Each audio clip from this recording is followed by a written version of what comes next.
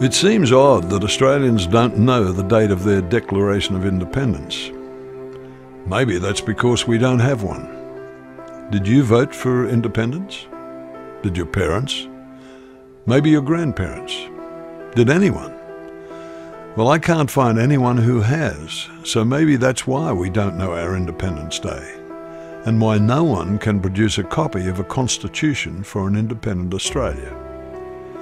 Australia was a foundation member of the United Nations in 1945 and a member of the League of Nations in 1920. According to their respective charters, membership to these two international organisations is only open to sovereign or fully self-governing states.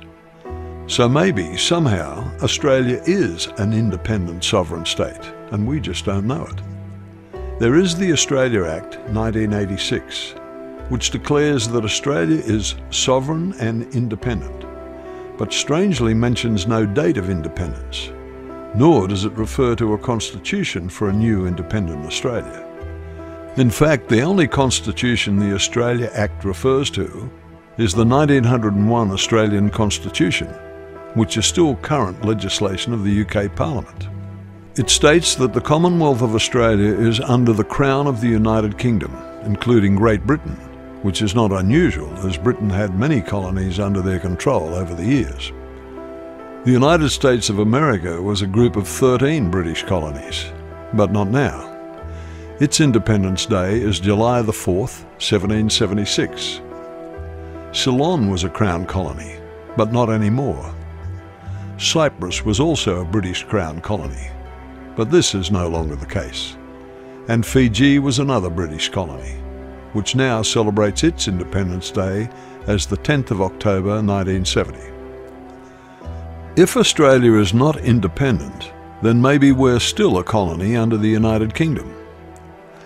As we've seen, Australia does have a constitution of 1901 that appears to have brought together 6 colonies under the rule of the United Kingdom into one colony under the rule of the United Kingdom.